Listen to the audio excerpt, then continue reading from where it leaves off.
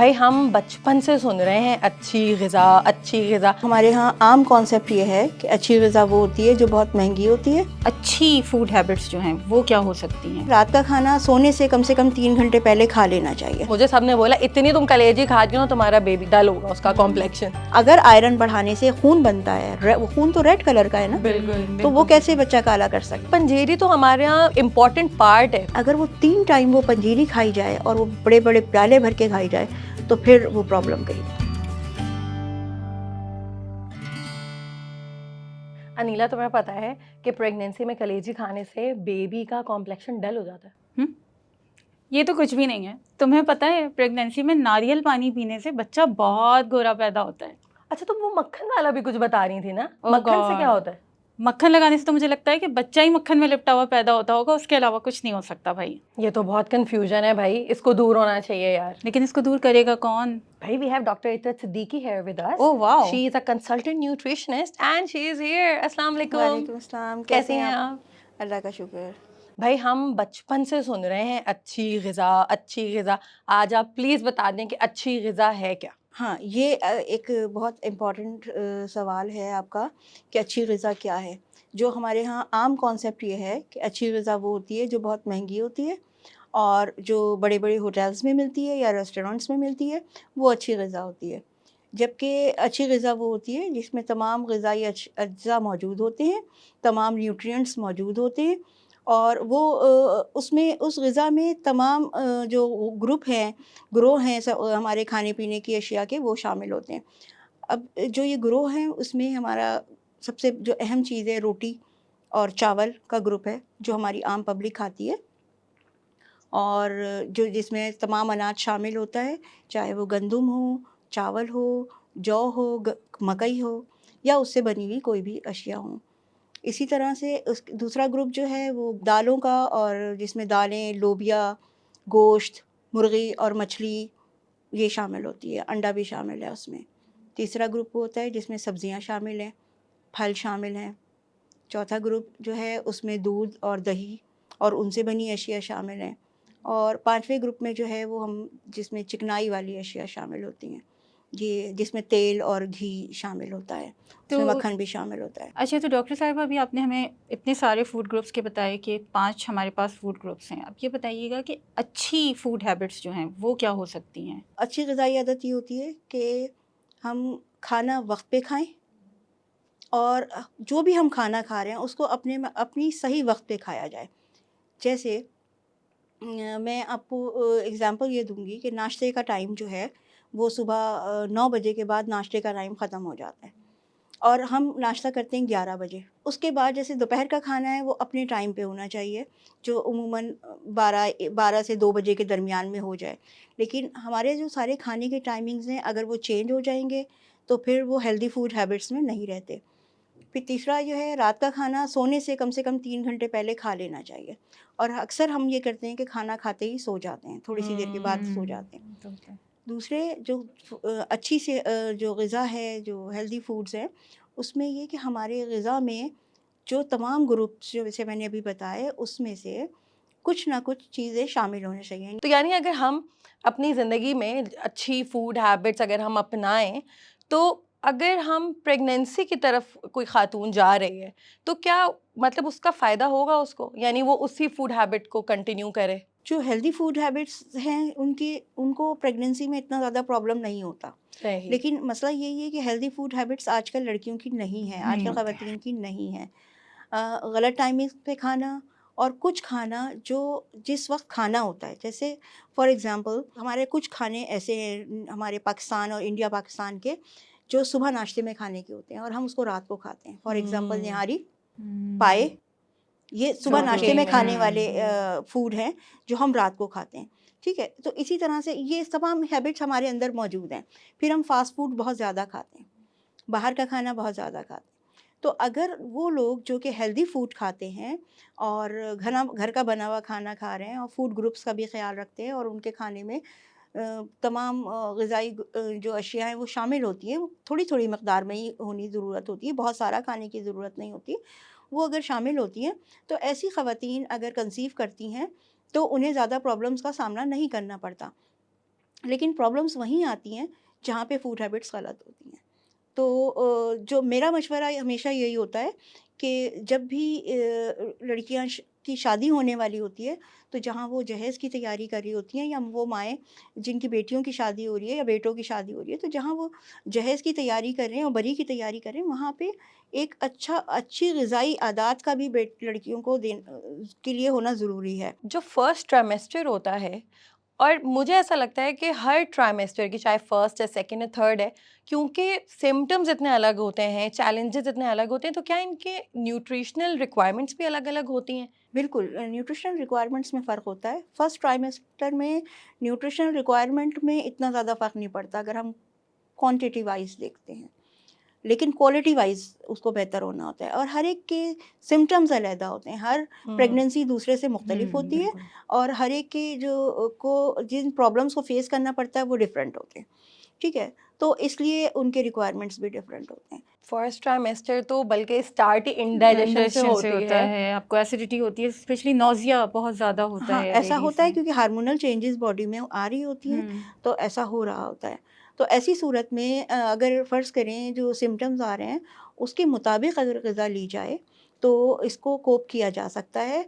जैसे नौज़िया फ़ीलिंग हो रही है, तो क्योंकि हमारे नॉर्मली जो खाना-पीना होता है वो ज़्यादातर शोरबे वाला होता है। ये तो शोरबे है। वाला है, ऑयली खाना है, तो उससे नौज़िया और बढ़ रहा है। सूप्स पी रहे हैं तो नौज़िया बढ़ रहा है। अक्सर होता है कि चलो कुछ नहीं खाया जा रहा, हल्का-सा खाना है, तो सूप पिला दो, तो वो नौज़िया और बढ़ जाता है हॉट लिक्विड से। अच्छा, हालाँकि ये बड़े कॉमनली होता है कि आपको बहुत ज़्यादा वॉमिटिंग आती है, तो उससे थोड़ी-सी वीकनेस होना शुरू हो जाती है। तो फटाफट फूड सूप पिला फूड दिया जाता है। अवर्जन्स हो रही होती हैं, स्मेल की खाने से, तो उसमें होता है यखनी पी लो, यखनी चलो पी लो, थोड़ी-सी बिल्कुल। ताकत आ जाएगी। बिल्कुल, ये है, और उससे ये होता है हॉट लिक्विड्स हमेशा नौज़िया को इंक्रीज़ करते ओके। हैं, इंक्रीमेट करते हैं। अच्छा, ये भी होता है कि बाज़ दफ़ा ना ज़बरदस्ती लाइक फ़ोर्सफुली खिलाया जा रहा होता है कि जब नौज़िया हो रहा है कि भाई आपको इतनी वीकनेस हो गई होगी, तो चलो थोड़ा-सा खा लो, जितना निकलना ही निकल जाएगा, जितना रहना ही रह जाएगा। तो ऐसी सूरत में मतलब किस तरह किया जाए कि थोड़ा-सा खाया जाए और अपने न्यूट्रिएंट्स भी पूरे कर लिए जाएँ, और साथ में जो है वो वाली जो होती है ना कि वापस से उलट दिया, वो चीज़ ना हो? देखिए, जो वॉमिट करने वाली वो सिचुएशंस हैं वो तो कुछ अरसे रहती हैं, लेकिन ज़ाहिर है कि न्यूट्रिएंट की जो रिक्वायरमेंट्स है वो अपनी जगह पे हैं। उसको हम डिनाई नहीं कर सकते कि ये नहीं खाना है, या हम कोई ये कह दे कि खातून जो प्रेगनेंसी में है कि मैंने खाना ही नहीं खाना है, मैं नहीं खा, तो ये तो नहीं हो सकता क्योंकि रिक्वायरमेंट्स अपनी जगह बढ़ रही हैं। तो ऐसी सूरत में अगर नौज़िया बहुत ज़्यादा है तो ड्राई फूड्स की तरफ जाया जा सकता है। जैसे ओह! ओके। सुबह बिस्तर से उतरने से पहले अगर 2 क्रैकर्स ले लिए जाएँ या सॉल्टिश बिस्किट्स ले लिए जाएँ, तो नौज़िया बेहतर हो सकता है। या फिर ये कि जब हम वो खाना खा रही हैं ख़वातीन, तो उसके साथ नींबू पानी रख लिया जाए, और सही। सादा पानी पीने के बजाय एक-एक घूँट नींबू पानी पी लिया जाए, तो वो जो है नौज़िया को बेहतर कर देता है। हॉट लिक्विड्स को अवॉइड किया जाए। फर्स्ट ट्राइमेस्टर में जो है बेबी की स्पाइन और ब्रेन डेवलपमेंट हो रही होती है, तो इसमें डॉक्टर्स आपको अक्सर फोलिक एसिड खाने का कहते हैं, तो हम, यानी हमारे जो खाने हैं, देसी खाने हैं, इसमें फोलिक एसिड हम किस तरह से अपनी बॉडी को पहुंचा सकते हैं? तो देखिए, फोलिक एसिड जो है, जैसे मैंने पहले बताया कि पहले से प्रिपेयर होना चाहिए, और लड़कियों को फोलिक एसिड लेना चाहिए। ये अच्छा, बहुत वैसे भी ज़रूरी है, लेना वैसे भी चाहिए? लेना चाहिए, क्योंकि हमारे यहाँ ज़्यादातर जो है ये इश्यूज़ हैं, हमारी दहेज डाइट में इतनी दे अच्छी देना नहीं चाहिए है, फोलिक एसिड। हमारी डाइट अच्छी नहीं है, तो फोलिक एसिड का इस्तेमाल होना चाहिए। तो जो फोलिक एसिड है, जब हमारे यहाँ जो ओके। अंडा है, रेड मीट है, सही। उसके अलावा जो हमारी दालें हैं, जो छिलकों वाली दालें हैं, वो दालें और लोबिया बेस्ट सोर्स है कि उनको जो लोबिया पकाया जाए वेल कुक्ड होना चाहिए। अगर दालें वेल कुक्ड हैं तो वो ना सिर्फ प्रोटीन का सोर्स है बल्कि फोलिक एसिड भी। और वो जो फॉलिक एसिड की छोटी-छोटी सी एक टैबलेट्स स्पेशली दी जाती हैं, तो क्या वो भी सेफ़ होती हैं या उसके कोई साइड बिल्कुल, इफ़ेक्ट्स वो होते हैं? सेफ़ होती हैं, क्योंकि उसकी वजह ये होती है कि हमारे पास जो लड़कियों की ऑलरेडी फीमेल्स जो हैं उनको ऑलरेडी जो है वो डेफिसिट है फोलिक एसिड में, इसमें तो कुछ और है नहीं। और उनकी रिक्वायरमेंट डबल हो गई है।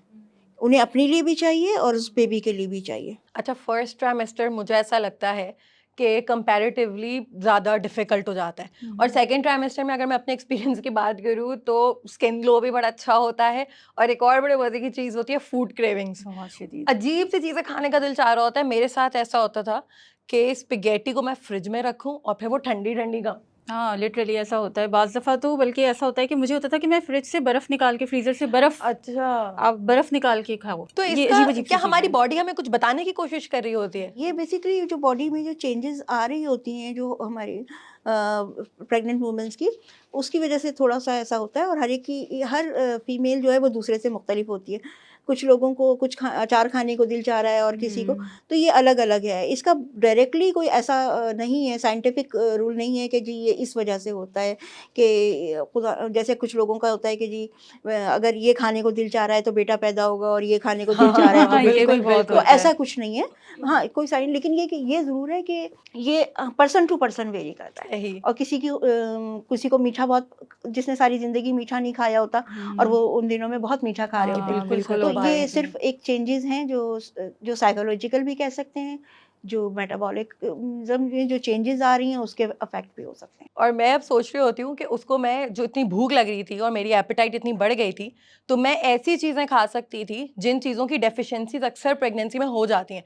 जैसे थर्ड ट्राइमेस्टर में आयरन डेफिशिएंसी बहुत कॉमनली हो बहुत जाती कॉमन है। है, तो आयरन इसको हम लैक किस करता तरह है। से कवर कर सकते हैं? देखिए सेकंड सेमेस्टर से एनर्जी और प्रोटीन रिक्वायरमेंट्स बढ़ जाती हैं, ठीक है?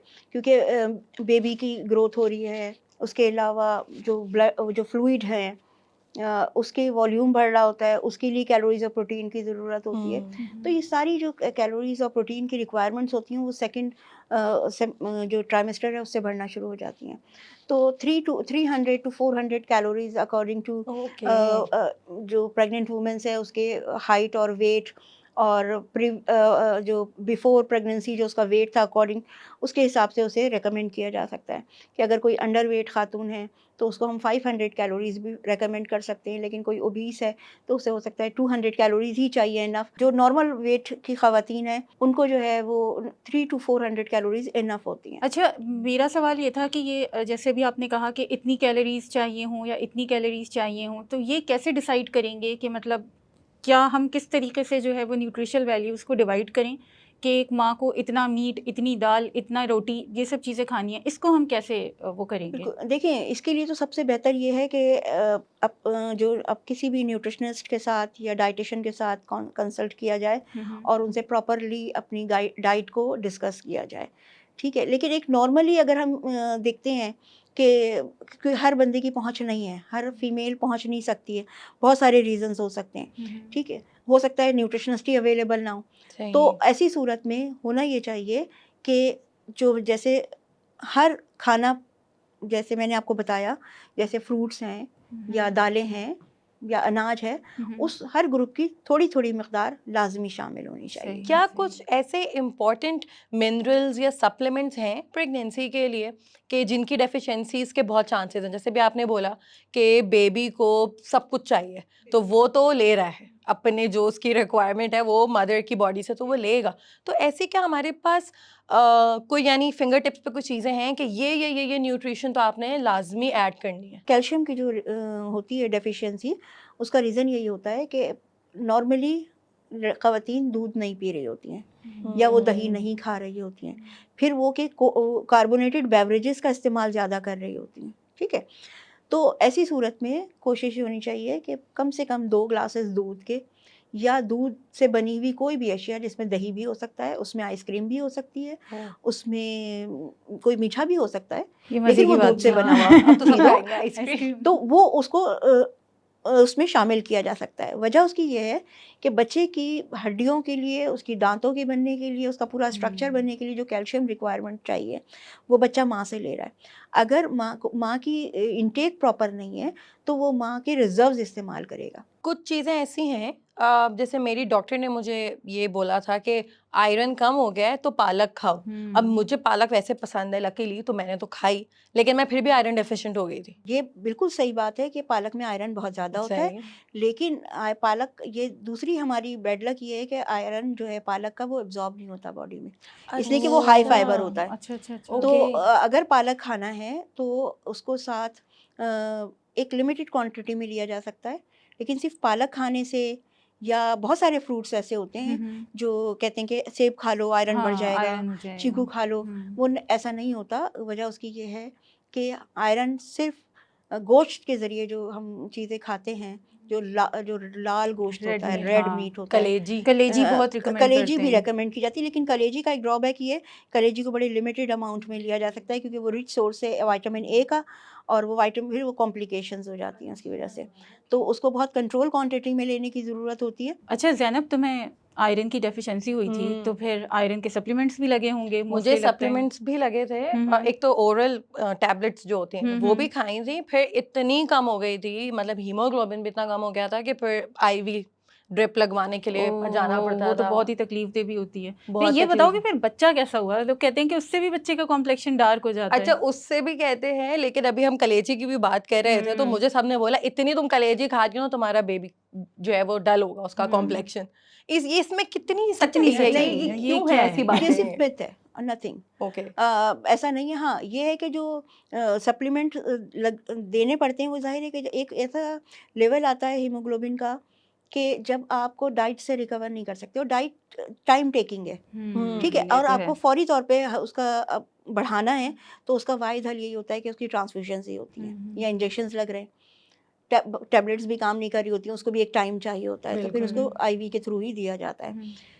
ठीक है, जिस तरह एल्ब्यूमिन बढ़ाने के लिए अगर किसी को प्रोटीन डेफिशिएंसी हो रही है तो एल्ब्यूमिन लगा दिया। अगर आयरन बढ़ाने से खून बनता है, वो खून तो रेड कलर का है ना, बिल्कुल। तो वो बिल्कुल कैसे सही बच्चा काला कर बिल्कुल, सकता है? मेरा बेबी का कॉम्प्लेक्शन वैसे साफ फेयर है, यानी ये मिथ यहीं पे बस्ट हो बस्ट हो जानी गया, चाहिए अब। मिथ्स बस्टिंग हो रही है आज, एक के ऊपर एक। बिल्कुल। अच्छा, ऐसा भी होता है कि बहुत सारे खाने आपको मना है कि आप प्रेगनेंसी में ना खाएं, कि फिश का एक बहुत मैंने सुना था, और मैंने डर के मारे पूरी प्रेगनेंसी में फिश नहीं फिश खाई को थी बहुत रोकते हैं कि कि फिश ना हाई खाओ। मर्करी कंटेंट है और फिश जो है वो बहुत ख़तरनाक है। और इसके अलावा कि वाकई में पहले तो फिश का है कि फ़िश अलाउ है कि नहीं है प्रेगनेंसी में, लेकिन क्या वाकई हमारी ग़िज़ा में कोई ऐसी चीज़ें हैं कि वो प्रेग्नेंट ख़वातीन के लिए नुकसानदेह हो सकती हैं? बिल्कुल, कुछ अच्छा। होती है। अच्छा। फिश का भी जहाँ तक है, मरकरी रिच फिश जो होती है वो अलाउड नहीं होती है, क्योंकि वो जो है कॉम्प्लिकेशंस होती हैं और ओके। उसकी वजह से बच्चे की सेहत पे असर पड़ता है। तो उसका सबसे बेस्ट हल ये है कि फ़िश की क्वांटिटी को लिमिटेड किया जाए, और वो थोड़ी फिशेस, क्वांटिटी हाँ, खाई जाए। और थोड़ी क्वांटिटी खाई जाए वीकली बेसिस पे, और फिर बाज़ार की फ़िश को, जो बाज़ार से बनी बनाई फ़िश हम खाते हैं, उसको अवॉइड किया जाए, क्योंकि वो आपको पता नहीं कि वो फ़िश कहाँ से आई, कौन सी सही। फ़िश थी।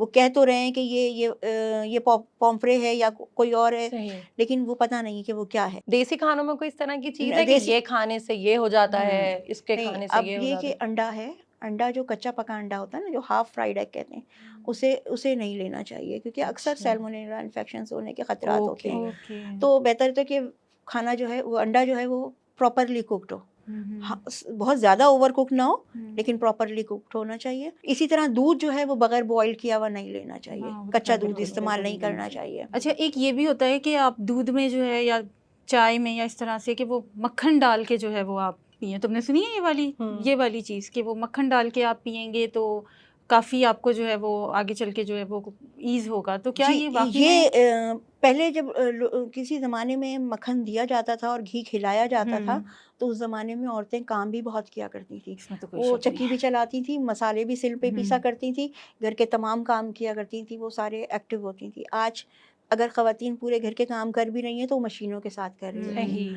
ठीक है? तो वो एनर्जी कंज़्यूम नहीं कर पाती हैं। तो सही। मक्खन खाया जा सकता है, उसमें कोई शक नहीं है कि मक्खन के खाने में कोई से नुकसान होगा, लेकिन लिमिटेड क्वांटिटी में होना चाहिए और अकॉर्डिंग टू रिक्वायरमेंट होना चाहिए। जो उनकी कैलोरीज़ की रिक्वायरमेंट में 30% फ़ैट की जो रिक्वायरमेंट उसमें आता है, तो उतना मक्खन, उसी के मुताबिक मक्खन या घी या तेल जो भी इस्तेमाल करना चाहें, वो इस्तेमाल कर अच्छा, और मक्खन की डलियों से मुझे याद आया कि पाइनएप्पल, अनानास, हाँ, इसका भी अनानास मना को किया ये भी था। बहुत मना तो करते हैं ये लोग। पाइनएप्पल का क्या है, कंज़्यूम कर लें प्रेगनेंसी में? बिल्कुल, पाइनएप्पल लिया जा सकता है, एक फ्रूट एक्सचेंज जैसे दूसरे फ्रूट हैं, ऐसे ही अच्छा। पाइनएप्पल है।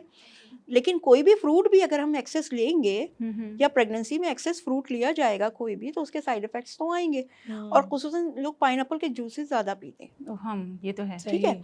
तो जूसेस तो क्योंकि वो उसमें शुगर कंटेंट बढ़ जाता है, तो इसलिए रिकमेंडेड नहीं है, क्योंकि जेस्टेशनल डायबिटीज़ के चांसेस बढ़ जाते हैं। भाई मेरे जो जब हॉस्पिटल जाने के दिन करीब आना शुरू हुए थे, तो मेरे लिए जो सबसे खुशी की उस टाइम पे बात थी ना, वो ये थी कि मेरी अम्मी मेरे लिए पंजीरी बना रही थी। हाँ, और मेरी अम्मी पंजीरी। स्पेशली, मैं लाहौर में थी, मेरी अम्मी स्पेशली कराची से आई थी सामान लेके, हम्म, मेरे घर में बैठ के उन्होंने इतनी मेहनत से, और वो इतने इंग्रेडिएंट्स होते हैं उसमें, बहुत पता नहीं गोंद भी होती है, तो नट्स हैं, तो सूजी मुझे तो भून भून हाँ, के असली सूजी घी है, में इसको पकाते शुगर हैं। है। अब भाई मुझे बहुत पसंद है पंजीरी, मेरे घर में जिसके लिए भी बनती है तो मैं ज़रूर खाती हूँ।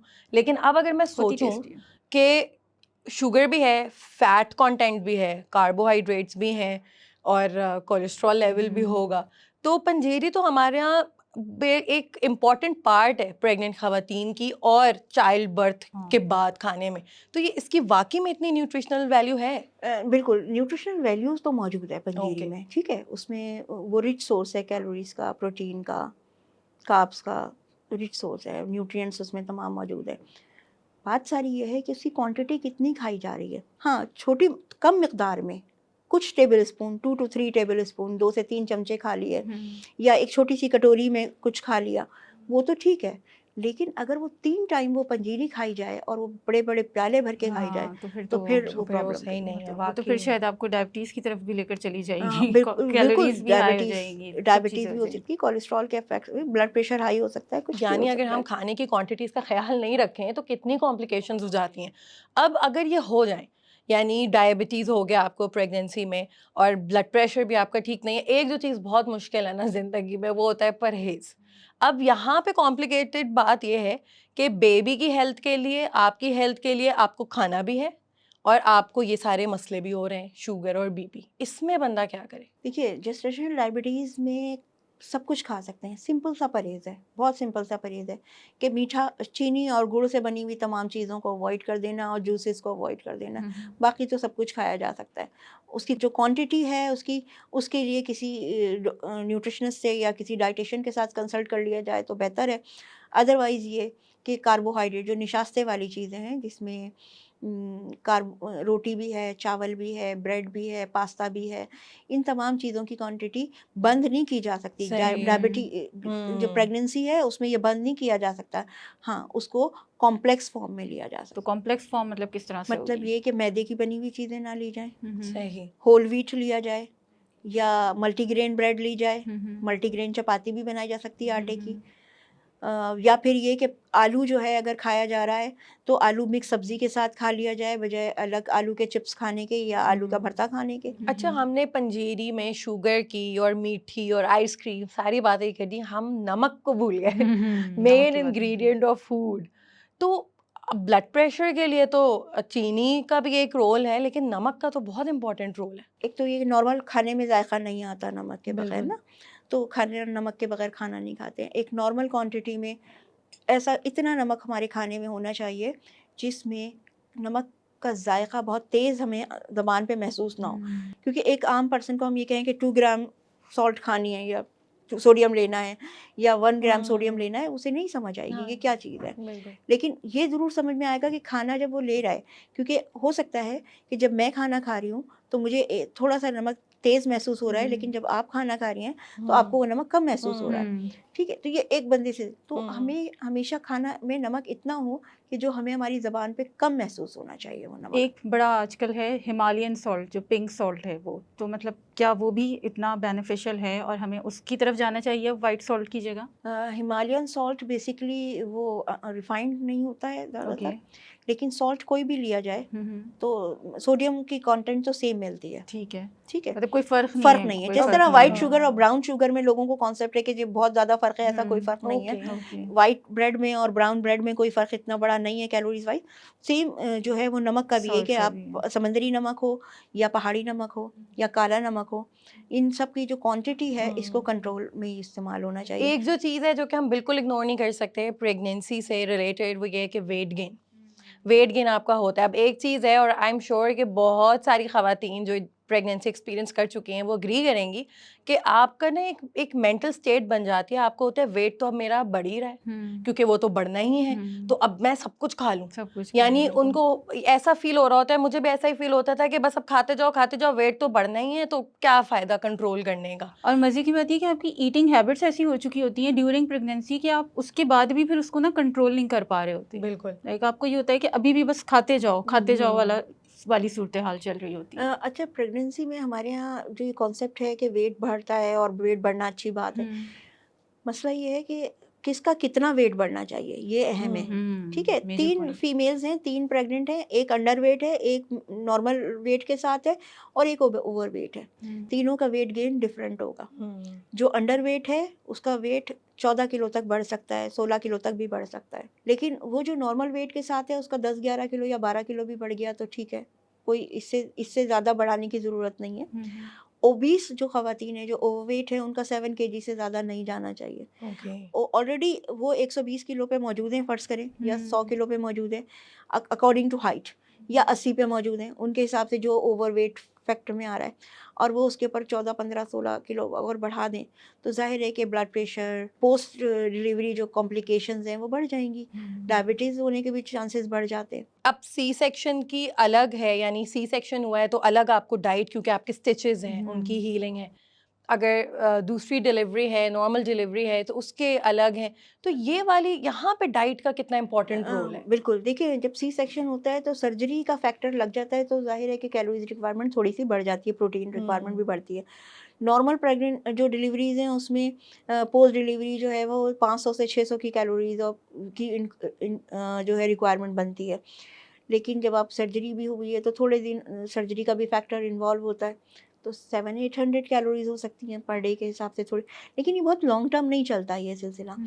बहुत जल्द, क्योंकि हमारे यहाँ जब किसी की भी सर्जरी हो जाए तो, और सिजेरियन स्पेशली, तो वो 1 साल तक जो है वो उसी फेज़ को में होता है, जैसे कि अभी उसकी सर्जरी हुई है। जितनी जल्दी आउट ऑफ बेड होते हैं वो सबसे बेहतर है। उसके बाद अपना नॉर्मल फूड पे आते हैं, वो आपके लिए सबसे बेहतर है।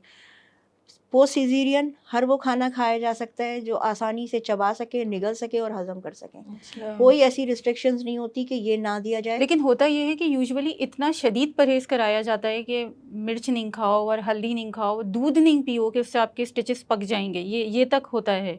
ये तक मैंने जो है वो देखी हैं चीज़ें कि हॉस्पिटल से घर आई है औरत और उसके घर वाले मना कर रहे हैं कि आप दूध नहीं पी सकती।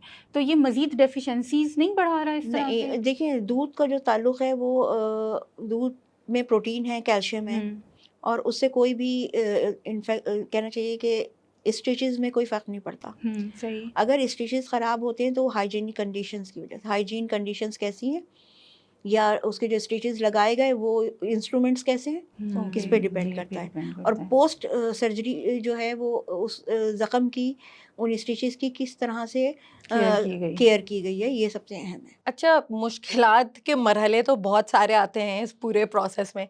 उसमें से एक जो आता है वो कॉन्स्टिपेशन डेवलप हो जाती है।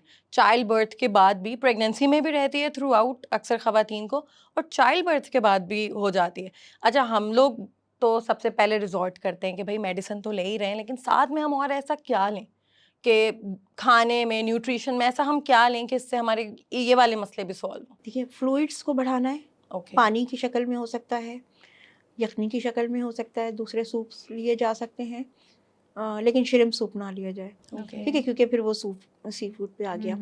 उसके अलावा जो है फ्रूट्स और vegetables, whole grain cereals, white आटे की जो रोटी है उसको अवॉइड किया जाए। नॉर्मल घरों में वाइट आटे की बन रही होती है, तो कॉन्स्टिपेशंस को आप कोप कर सकते हैं उसके साथ, तो वो एक प्रॉब्लम रिजॉल्व हो जाएगा। अगर मैं अपने एक्सपीरियंस की बात करूँ तो मैंने तो मेथी दाने की चाय इतनी पी है, लेकिन मुझे ऐसा लगता है कि मुझे थोड़ी सी ज़्यादा कंसल्टेशन की ज़रूरत थी कि मैं डाइट का ख्याल रखूँ, एंड आई एम श्योर कि बहुत सारी ख़वातीन को होती है ज़रूरत।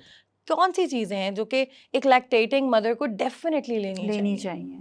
दूध, लाजमी लेना चाहिए, दूध या दही। राइट। और कितने दफ़ा दिन में? कम से कम 2 से 3 टाइम लेना चाहिए। बेबी जब होता है तो उसमें लैक्टेशन के स्ट्रगल्स हैं, और एक स्ट्रगल होते हैं पोस्टपार्टम डिप्रेशन बहुत कि शदीद ख़वातीन को एक उदासी उदासी महसूस होती महसूस है। और मुझे ऐसा लगता है जैसे खाना होता है, कभी हम बहुत उदास महसूस कर रहे होते हैं तो हमें होता है चलो भाई ये खा लेते हैं, ये हमारी फेवरेट चीज़ है, ये खा लेते हैं। तो क्या ऐसा होता है कि खाना जो है वो आपको खुशी भी प्रोवाइड करता है? बिल्कुल, खाना खुशी प्रोवाइड करता है, इसीलिए जब हम खुश होते हैं, जब हमारे यहाँ कोई खुशी आती है तो हम सेलिब्रेट कैसे करते हैं? हाँ, खा के खाने करते से। हैं। खा के दावत करते हैं, या हम बाहर जाते हैं, या हम अपने घर में अच्छा खाना बनाते हैं, फेस्टिवल्स में अच्छे खाने बनाते हैं, तो क्यों, बेसिकली खुशी के लिए। हम्म, लेकिन ज़्यादा खाने का एक और वजह भी होती है, साइकोलॉजिकल डिसऑर्डर भी होता है कि बाज़ दफ़ा हम उदासी में हमारे पास कुछ समझ नहीं आता, हम ओवर ईटिंग शुरू कर देते हैं। और ये एक साइकोलॉजिकल डिसऑर्डर होता है, उसका फिर ट्रीटमेंट होता है। अच्छा, एक और चीज़ जो बहुत ज़्यादा जो है वो आफ्टर डिलीवरी